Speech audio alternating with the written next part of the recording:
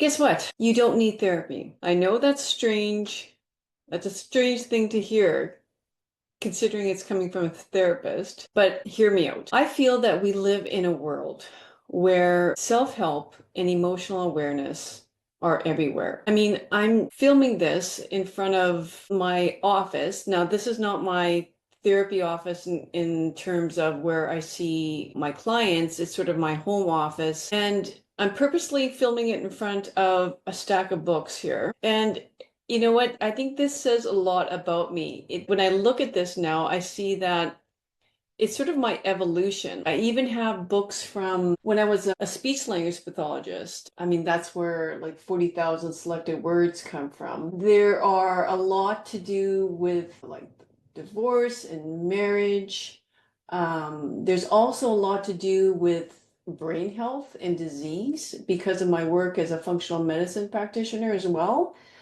There's ones on selling, there's ones on investments, there's some on using mediums and spirituality. There's a lot to do with I would say brain science, the power of the subconscious, again, a lot to do with nutrition. That's me. Like I am such a learner and I can pick up a book on nutrition or exercise and then the next day yeah, about brain health, and then the next day about the power of the mind and relationships. And I just love to learn. Yeah, I turn towards books a lot. I've done a lot of reading over my lifetime, and books are wonderful. I want to write a book one day, but it can't be your only source of help. Well, to me, the most important book is really the Bible.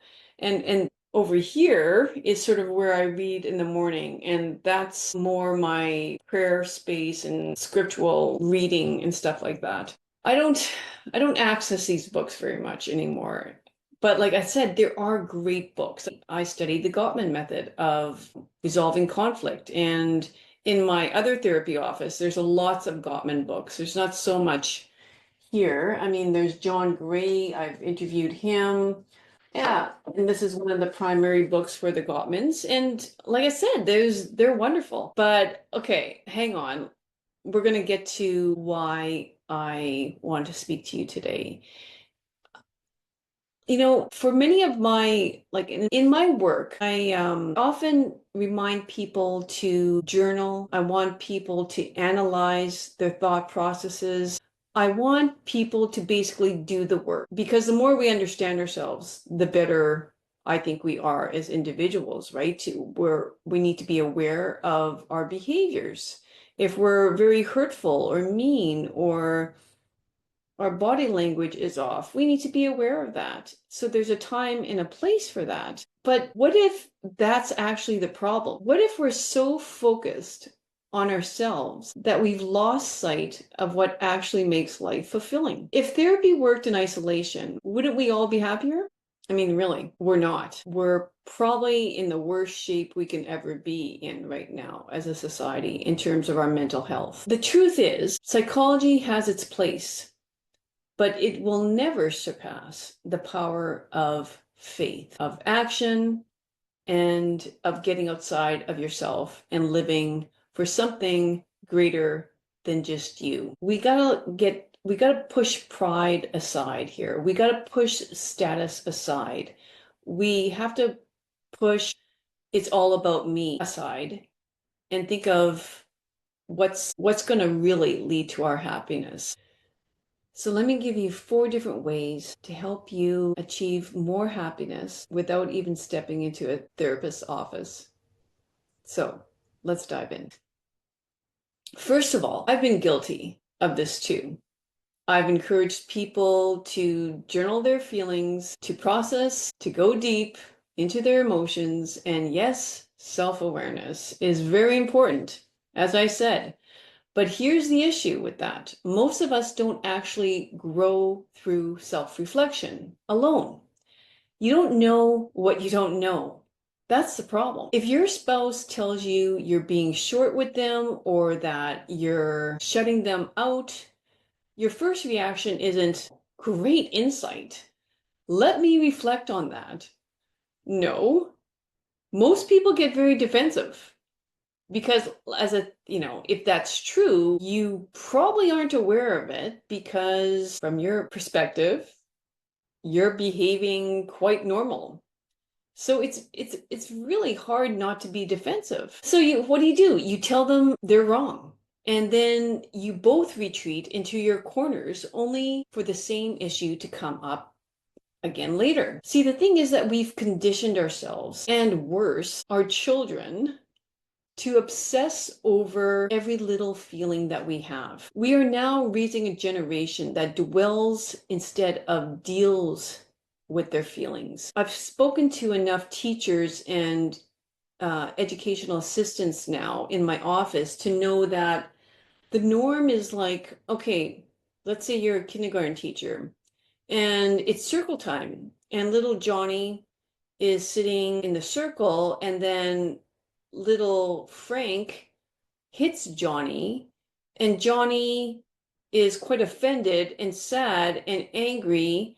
So the teacher might take him aside and spend a considerable amount of time asking Johnny how he feels about this. So what they're now teaching children is to marinate in their feelings instead of dealing with their feelings, managing their feelings, not sinking and staying in that feeling. So what happens when you overanalyze your emotions? Paralysis. You get so caught up in your own head that you forget to actually live. Now let's get into it. The second point. Let's discuss the truth about our feelings, and that is we need to manage and not obsess. I see it every day. People spiraling because they're trying to understand their emotions. But sometimes you don't need to understand them.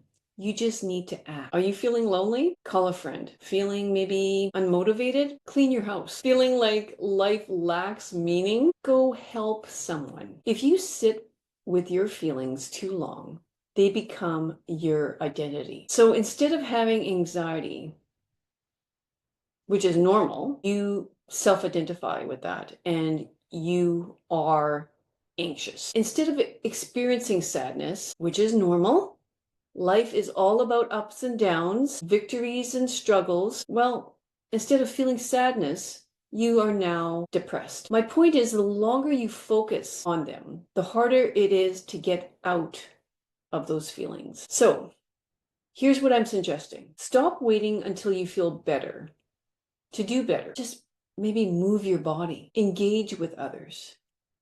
Step outside of yourself. This is how you build resilience. Notice and move on.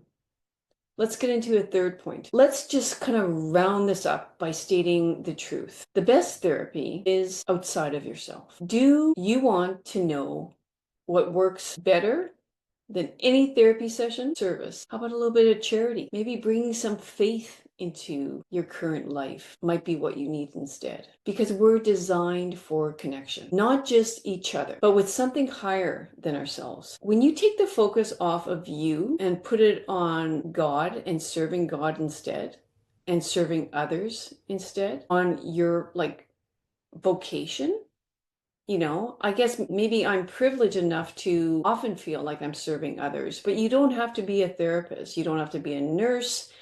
You can be a librarian. You can be a bus driver. Like, you're serving others, no matter what your vocation is. And if you do it with kindness and love, you are far above most people because they're looking way too into themselves. They're focused way too much on themselves and their problems.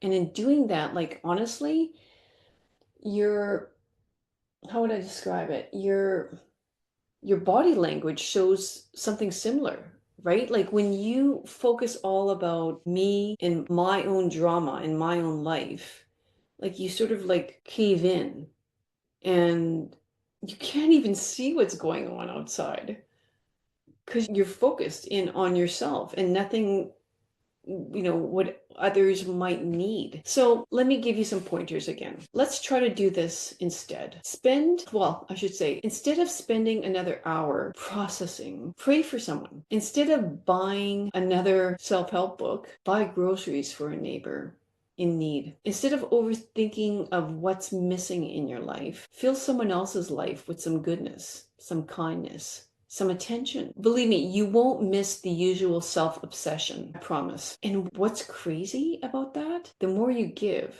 the more peace comes to you. And man, do we need more peace in this world. So put your faith over your feelings. If there's one thing I've learned in my career, it's this. My life. It's this. I'm 57. So believe me, it didn't happen overnight. But what I want to tell you is God will do for you what therapy never can. And it's because therapy can help you understand yourself, but it can't fulfill you. Self-help books can give you strategies, and being strategic is very important, but they can't give you purpose. Psychology can explain the human nature, but it can't change your heart. Psychology gives you the understanding, and you know what? That's like, to me, that's why I use books. I mean, this can be a hindrance more than a help, like in terms of understanding, because sometimes I think we get so caught up in needing to understand that we can't see the forest for the trees. The idea that we need to always understand. My point about human nature, we don't need to understand. We need to change our hearts, and only faith can do that. So here's my challenge to you today. Try shifting your focus outward instead of inward. Trust that your purpose isn't found in your feelings, but in how you love, how you give, and how you can serve. So if this resonates, let me know. But you know what? If I hear crickets over the next few months, I realize that I've talked myself out of a job, out of a profession. But then I'll know it works. And as always, if this hits home for you, tell me what's one way you can step outside of yourself this week? Maybe drop it in the comments. And if you want more grounded, faith-based content on how to actually build a fulfilling life, hit subscribe, because therapy is great, but this stuff that I'm talking about, stuff that hits your heart, your soul, it's always going to be better. All right. That's it for me today. And as always, thanks for sticking to the end. And as I said, please let me know your thoughts on this. I know that there's people out there who would tell me, if it wasn't for my therapist, I don't know where I would be. And nothing can make me happier than hearing that, right? I mean, I've been told how much impact I've had on people's lives in my therapy role. But you don't need to be a therapist to have that impact on people. Just being a kind, generous, humble soul will far outweigh any PhD degree or wisdom that you can bring somebody. And that's for sure the truth. Thanks for watching.